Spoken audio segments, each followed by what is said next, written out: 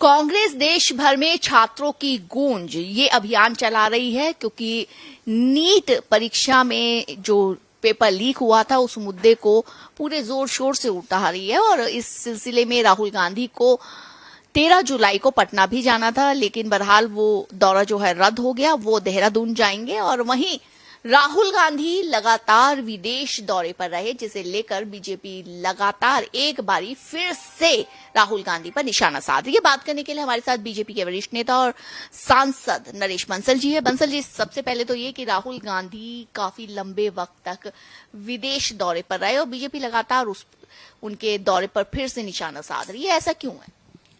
देखिए,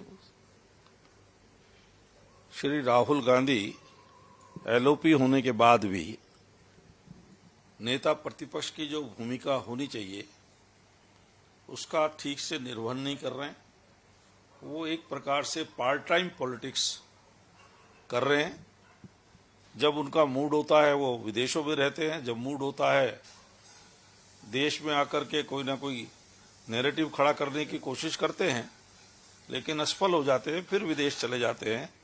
और लंबे समय तक, महीना, 20 दिन, 15 दिन वो कहाँ रहते हैं विदेश में, किससे मिलते हैं, किससे बात करते हैं, ये भी ना देश को पता होता है ना उनके समर्थकों को पता होता है जिन्होंने उनको वोट दे करके एलओपी बनाया हुआ है। ये दुर्भाग्य की बात है, लेकिन ये कांग्रेस पार्टी को देखना चाहिए। हम तो यही कह सकते हैं कि ये दुर्भाग्य है, क्योंकि नेता प्रतिपक्ष को देश के अंदर क्या चल रहा है, क्या मुद्दे उठाने हैं, किस प्रकार से होना है, इस पर ध्यान देना चाहिए। पर वो इस पर ध्यान न देकर के विदेशों में अपना मौज मस्ती करते हैं। जहां से वो पहले सांसद रहे, वायनाड, वहां पर इतनी बड़ी आपदा आई है, लेकिन अभी तक उनकी बहन, उनकी जगह जो प्रियंका जी सांसद बनी, उनका कोई वक्तव्य ना कोई वहां पर गया उसका जायजा लेने के लिए। तो ये बताता है कि कितनी गंभीरता उनकी जनता के सरोकारों से है। इसके अलावा 15 जुलाई को राहुल गांधी जो है वो पटना जाने वाले थे, जो नीट मामले को लेकर के वो अभियान कांग्रेस चला रही है, लेकिन अब वो पटना जो है उनका दौरा कैंसिल हो गया। ये सुनने में आ रहा है कि अब वो पटना की जगह देहरादून जाएंगे। तो क्या लगता है कि पटना में इस वजह से नहीं जाएंगे कि आपस में कलह जो कांग्रेस पार्टी में चल रहा है उसको लेकर के, और वहीं क्योंकि उत्तराखंड तो अब चुनावी राज्य है, वहां पर ऐसे में देहरादून जाना क्या इम्पैक्ट डालेगा उनकी इस जो रैली है या इस अभियान के दौरान वहां जाना?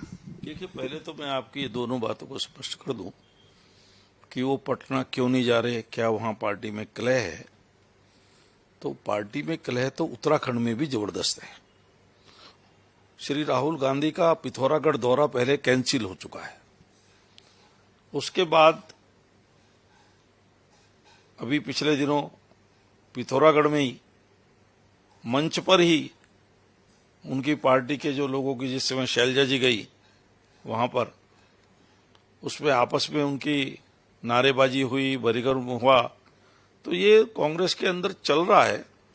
और उत्तराखंड का पहले श्री राहुल गांधी का दौरा कैंसिल हुआ, फिर उनका अब पटना का दौरा कैंसिल हुआ, और मुझे लगता है कि उत्तराखंड का भी दौरा अभी 4 दिन बाकी है।